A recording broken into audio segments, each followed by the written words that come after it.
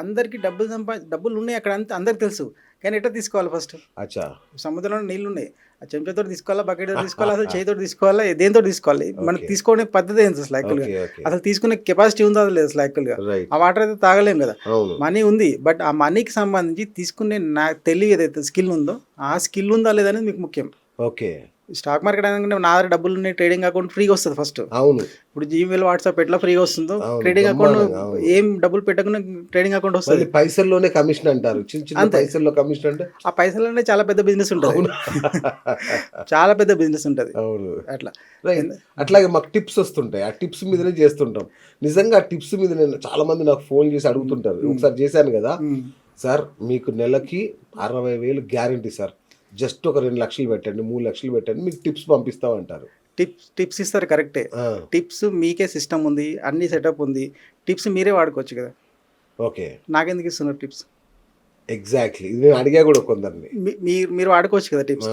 అంటే ఆయన ట్రేడింగ్ చేయడం ఎక్కువ అయిపోయి ఆయనకు టైం ఏమైనా ఫ్రీగా దొరికి సోషల్ సర్వీస్ చేయాలనుకుంటే టిప్స్ ఇవ్వాలి. ఫ్రీగా టిప్స్ ఇవ్వమని చెప్పండి. డబ్బులు ఎందుకు తీసుకుంటున్నాడు యాక్చువల్లీ? డబ్బులు తీసుకుంటున్నా టిప్స్ విషయం ఎట్లుంటుంది అంటే, నా ఆలోచన సరళి వేరే ఉంటుంది, నా అబ్జర్వేషన్ వేరే ఉంటుంది. నా బేసిస్ మీద నాకు ఒక అనాలిసిస్ వచ్చిన తర్వాత నేను ఒక పాయింట్ మీకు చెప్తాను. ఆ పాయింట్లో అది ఎంతమంది చెప్తాను? 1000 మంది చెప్తాను. నాలాగా థింక్ చేసి ఈ 1000 మంది పట్టుకుంటారో లేదనేది ముఖ్యం కాదు కదా. అవును. ఇప్పుడు నేను ఎగ్జిట్ అయిపోతా, నేను ఎంటర్ అవుతా, నేను ప్రాఫిట్లో ఎగ్జిట్ అవుతాను, లాస్ట్లో ఎగ్జిట్ అవుతుంది, నా పర్సనల్ ఇష్యూ అది. ఒక లాస్ వచ్చినా నేను దాన్ని ఎట్లా కవర్ చేసుకోవాలి నాకు తెలుస్తుంది, మీకు తెలియదు కదా బయట ఉన్న వాళ్ళకి. రైట్.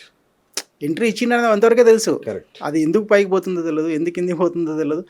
టిప్స్ మీద ఎప్పుడు డిపెండ్ ఆధారపడి ఉండకూడదు. సార్ ఒక సింపుల్ ప్రశ్న అడుగుతా. నా దగ్గర 2 లక్షలు ఉన్నాయి సార్, మా అంటే ఒకటి చెప్పాడు నాకు, 2 లక్షలు కనుక నువ్వు ఇన్వెస్ట్ చేస్తే రోజుకు కనీసం 1000 నుంచి 2000 రూపాయల ఆదాయాన్ని నేను మీకు ఇస్తాను అన్నాడు. ఇది నిజమా అబద్ధమా? 100% దానికన్నా ఎక్కువ కూడా ఛాన్స్ ఉంది. ఛాన్స్ ఉంది, ఓకే, ఛాన్స్ లేదని కాదు. మార్కెట్లో ఇది బిజినెస్ మెన్ బిజినెస్, ఇది అందులో మనీ ఉంది. ఆ మనీని తీసుకునే పద్ధతి తెలియాలి మనకి ఫస్ట్. ఆ 2000 తీసుకుంటావా, 200 తీసుకుంటావా, ఇంట్రాడేలోనే తీసుకునే ఛాన్స్ ఉంది అని చెప్తున్నాడు. 1000% ఛాన్స్ ఉంది. అది ఎట్లుందో కూడా నేను చెప్తాను మీకు. అది ఛాన్స్ లేదంటే వేరే విషయం, బట్ దానికి ఒక డిసిప్లిన్డ్ స్కిల్ ఏదైతే ఉందో ఆ స్కిల్ని మనం ఏం చేసుకోవాలి యాక్చువల్, దాని స్కిల్ నేర్చుకోవాలి, దాన్ని బాగా సానబట్టాలి యాక్చువల్. అది లేకుండా మనం 2 లక్షలు కాదు, ఈరోజు 2 కోట్లైనా మీరు తెచ్చిస్తారు, కానీ తీసే కెపాసిటీ ఎవరికి ఉండాలి? ఆ టెక్నిక్ కావాలి కదా. కరెక్ట్. ఇప్పుడు మార్కెట్ పెరుగుతుంటుంది, పడిపోతుంటుంది కదా. పెరిగిన మార్కెట్ ఉన్నప్పుడు చాలా మంది ఇన్వెస్టర్లు నష్టపోతుంటారు. ఎట్లా దాన్ని పట్టుకోవడం నాకు ఇప్పటికీ అర్థం కాలేదు. ఇప్పుడు పెరుగుతుంది అంటే రన్నింగ్ ట్రైన్ ఎక్కుతున్నట్టు లెక్క. రన్నింగ్ బస్ ఎక్కడానికి యంగ్ ఏజ్లో 17-8 ఇయర్స్ ఉన్నప్పుడు మీరు రన్నింగ్లో పోయి పట్టుకోగలుగుతారు అనుకుందాం. అదే 30 ఇయర్స్ 40 ఇయర్స్లో మీరు పట్టుకోలేరు యాక్చువల్గా. రన్నింగ్ బస్, రన్నింగ్ ట్రైన్ అనేది ఎప్పుడు డేంజర్ యాక్చువల్గా. అది ఎందుకు రన్ అవుతుంది అసలు యాక్చువల్గా? దానికి చాలా బిహేవియర్స్ ఉంటాయి. ప్రైస్ రన్నింగ్తో పాటు దానికి ఓపెన్ ఇంట్రెస్ట్ అనే ఒక కాన్సెప్ట్ ఉంటుంది. దాంతోపాటు ఓపెన్ ఇంట్రెస్ట్ పెరుగుతుందా తగ్గుతుందా? అది ఓపెన్ ఇంట్రెస్ట్ తగ్గితే కూడా ప్రైస్ పెరుగుతుంది. ఓపెన్ ఇంట్రెస్ట్ అని ఉంటుంది. ఓపెన్ ఇంట్రెస్ట్ అంటే లైవ్ కాంట్రాక్ట్స్ ఆప్షన్ చేయని డేటాలో ఉంటాయి యాక్చువల్ మనకి. ఆ డేటా పెరిగితే కూడా ప్రైస్ పెరుగుతుంది. అది పెరిగితే ప్రైస్ పెరగడం అనేది డైరెక్ట్ ప్రపోర్షనేట్ యాక్చువల్గా. అది మార్కెట్ బుల్ రన్ ఉన్నట్లుగా. అది తగ్గుతూ కూడా ప్రైస్ పెరుగుతుంది. తగ్గుతున్న ప్రైస్ ఎప్పుడు పెరుగుతుంది అంటే, మీరు 100 కొన్నారు యాక్చువల్గా, సింపుల్ లాజిక్ చెప్తున్నా, 200 వరకు మీ టార్గెట్, 200 వరకు వచ్చినప్పుడు మీరు ఎగ్జిట్ అవుతారు. మీరు ఎగ్జిట్ అయ్యేటప్పుడు మీరు షార్ట్ చేసారు అనుకుందాం మార్కెట్, లేకపోతే మీరు ఎగ్జిట్ అయ్యేటప్పుడు మార్కెట్ పెరుగుతుంది. అది షార్ట్ బిల్డప్ నుంచి షార్ట్ కవరింగ్ కింద కౌంట్ చేస్తారు యాక్చువల్గా. షార్ట్ కవరింగ్ ఏంటంటే, ఇంతమందికి ఎవరైతే దాన్ని లో లెవెల్కి పడుకుంటూ వచ్చిన మార్కెట్ ఉంటుంది కదా, ఆ పడుకున్న మార్కెట్ని మీరు అప్పుడు సెల్ చేసి ఇప్పుడు బై చేస్తారు కదా. బై చేసిన మార్కెట్ కొంచెం టైంకి 15 మినిట్స్ 20 మినిట్స్ లేకపోతే పెరుగుతుంది. ఆ పెరిగినప్పుడు కూడా మార్కెట్ పెరుగుతుంది. కానీ దేనివల్ల పెరుగుతుంది? అది మీరు ఎగ్జిట్ అవ్వడం వల్ల పెరుగుతుంది మార్కెట్. అది మామూలు రీటైలర్ ఏమనుకుంటాడు, మార్కెట్ వచ్చి అరే ఇక్కడ నుంచి బూమ్, ఇక్కడ నుంచి రివర్స్ అవుతుందని అనుకుంటాడు, మళ్ళీ అక్కడ ట్రాప్ అవుతాడు. అట్లా నిజంగా గందరగోళంగానే ఉంది. ఇప్పుడు మీరు ఒక మాట వాడారు, ఆప్షన్స్ చైన్ అని. ఏంటి ఆప్షన్ చైన్ అనేది మాకు ఇప్పటికీ గందరగోళం. అది ఆప్షన్ ఇప్పుడు చాలా మంది ట్రేడ్ చేసేది ఎక్కడి నుంచి చేస్తారంటే, ఈ క్యాండిల్ స్టిక్స్ బేస్ మీద చేస్తారు. క్యాండిల్ స్టిక్స్ బేస్ అంటే ఇప్పుడు సింపుల్ లాజిక్ చెప్తాను. ఇప్పుడు ఈసీజీ రిపోర్ట్ ఉంది. ఈసీజీ రిపోర్ట్ ఎవరిది అసలు యాక్చువల్గా? ఒక మనిషిది. అంటే ఒక ప్రాణం ఉన్న మనిషిది ECG report up and down ఉంటుంది. అది ఫ్లాట్ ఉందంటే ఏమన్నట్టు, మార్కెట్ ఏం లేనట్లేక పోయినట్లేక. మార్కెట్ యొక్క ఈసీజీ రిపోర్టే క్యాండిల్ స్టిక్స్ యాక్చువల్గా.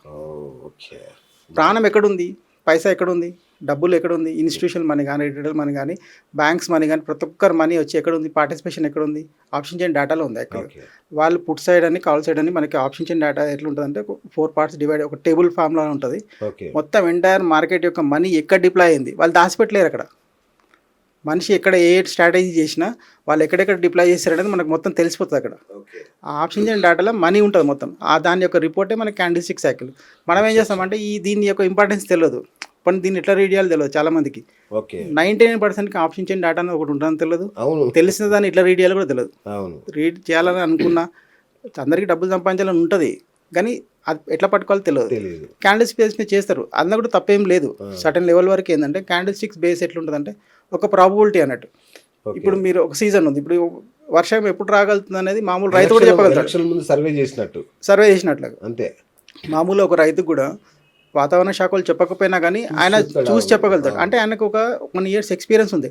ప్రాబబిలిటీ రావచ్చు రాకపోవచ్చు, బట్ అదే మెట్రాలజీ డిపార్ట్మెంట్ వాళ్ళు ఏం చేస్తారు, అక్యురేట్గా చెప్తారు ఈ నుంచి ఈ టైం వరకు, ఎందుకంటే అది సైన్స్, అది ఇది ఎక్స్పీరియన్స్. ఇది కూడా ఏంటంటే క్యాండిల్ స్టిక్ స్పేస్ మీద ట్రేడ్ చేసేది ఏంటంటే ఒక ప్రాబబిలిటీ అన్నట్టు. దీనికి మించిన ప్రాబబిలిటీ ఏంటంటే డేటా ఆప్షన్ చైన్ అన్నారు, ఇప్పుడేమో అడ్వాన్స్డ్ ఆప్షన్ చైన్ అన్నారు. ఏంటి రెండింటి తేడా? ఆప్షన్ చైన్ డేటా ఎట్లా ఉంటుందంటే ఒక రిటైల్ కస్టమర్, రిటైల్ ట్రేడర్కి అర్థం కాని లెవెల్ ఉంటుంది యాక్చువల్గా.